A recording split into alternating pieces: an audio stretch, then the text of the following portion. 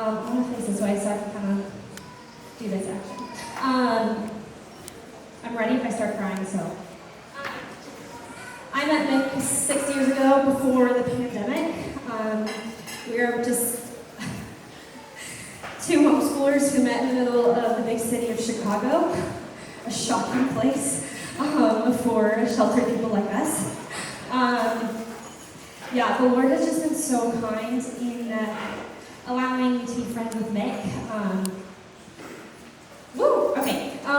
So I remember Word of Life connects us because Brandon Hawkins, shout out to him, said that we need to be friends. And Mick, in the middle of the lunch line, comes up to me, as she does, "Are you Isabel? We need to be friends." Done. Okay, so we got a cup of coffee, and we just poured our hearts out to each other just that first day. And me and Mick have been by each other's side since then. From movie to the pandemic to the riots in Chicago to the election, it was a wild ride. And then the Lord was just so kind in allowing us to do a year of ministry together as resident directors. We had no idea what was about to hit us. We thought we were friends, and then nothing bonds you like trauma. But a couple fun things that you need to know about Nick. When I was in Chicago, I went to school in upstate New York. Love snow, love colds. I go to Chicago, no big deal, right? Me and Mick are sitting there, she sees snow falling from the sky, and I've never seen her look so disgusted about anything. I'm like, "Come on, Mick, it's pretty." She's like, "Absolutely not." So then when she convinced me to move to Florida, I was in a shock for my life because it feels like a different country here. I was like, "It's too hot and sweaty." She's like, "It's like a warm hug, Isabel." So she is a Florida girl through and through, and now she has converted me. I do prefer big hot over big cold, so she got me. Another thing that you need to know about Florida, or about Nick, the first word that comes to my head when I think about Nick is that she is probably the best listener that I have ever come in contact with. Yeah, if you sit down, you will never feel more intentionally loved, listened to, and if she has an ADHD moment, she comes back and she's like, "I'm so sorry, what did you say?" I will pour out my heart to this person, and then we'll end the phone call, and then she'll text me and she'll say, "Did you feel listened to?" And that is just the character of Nick.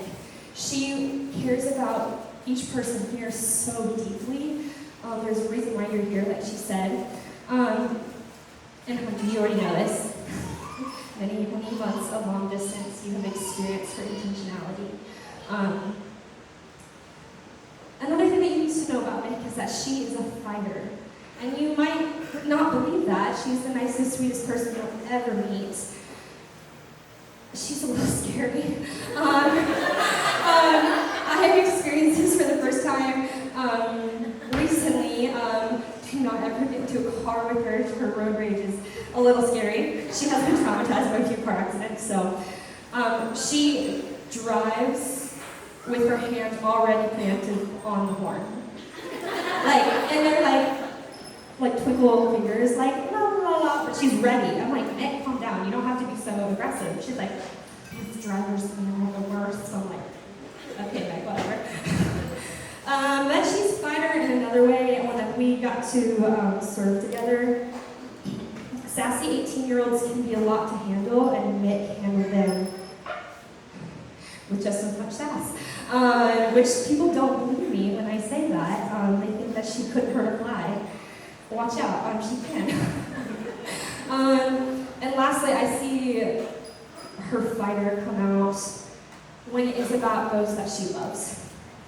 I fear for anybody who hurts one of Nick's loved ones. And I have personally felt this multiple times. The wrath of Nick. When I get hurt and I come crying to her, I have to be careful because I know if I tell her someone hurt me, it's bad. But I have never felt so loved by someone because she listens. She's good at calling you out. If I'm being dramatic, she's like, "No, that's a little too much." But she also can be a little too much when she comes to Mama Bear.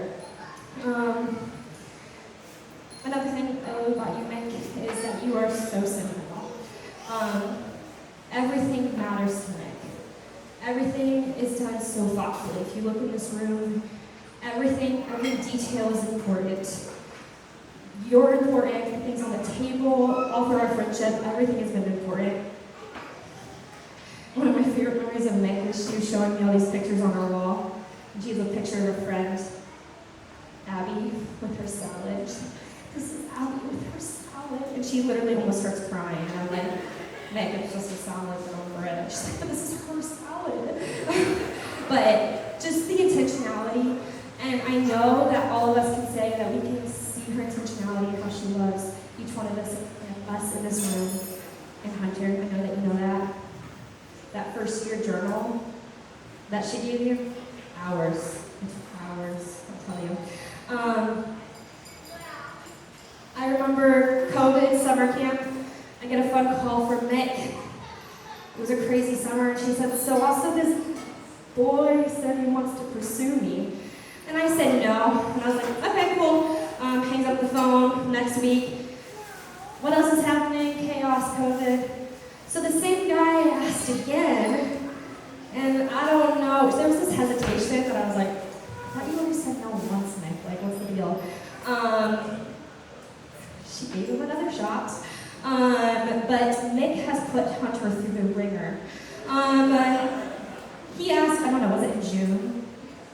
It wasn't until October that they made it official. And in between those few months, family, politics, theology, everything was covered. Like, Mick did not go easy on Hunter at all. She tried to scare him away, and he did not scare her away. And very thankful for that. Hunter, I have learned to appreciate you like a brother. Alongside of Mick, you have taken care of my heart in many hard situations. There's something that in Florida, me and my friends do. We used to talk about if we had to have an arranged marriage, who do we trust to pick?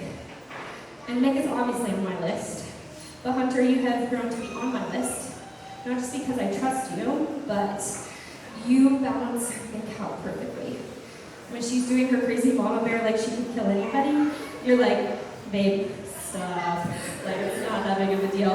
Hunter gives the best advice, whether it's about boys, whether it's just about life in general.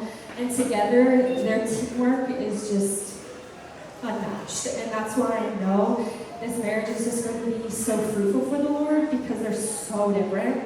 Boston girl, Florida boy. Anyways, enough said.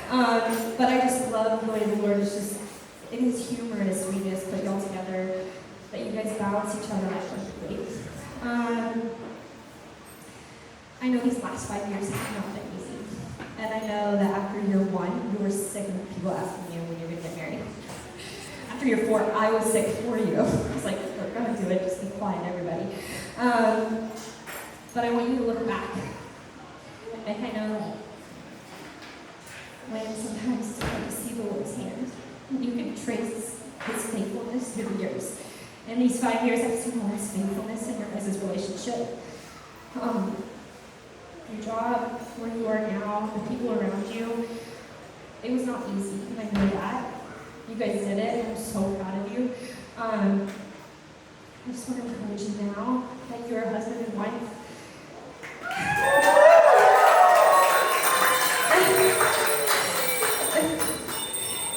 Your job now is to represent the gospel. And you get to have fun doing it. But your one job is to represent Christ and to glorify him. And Hunter, you get to lay down your life for him.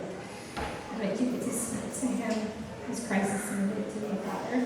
And I'm so excited because you guys already love doing ministry together. You guys are so lovely people. But just remember to keep loving each other. It's not about you. It's now about the other person. And us in this room, we are here to help you. And we vow to support you. And I will push you. And I can promise to push you and fight for your marriage. Anyways, that's not really smooth ending, but anyways, I love you both, and let's raise our glasses to Mick and Hunter.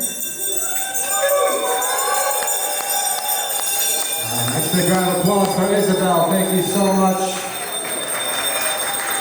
Let's get our best man Ben up here.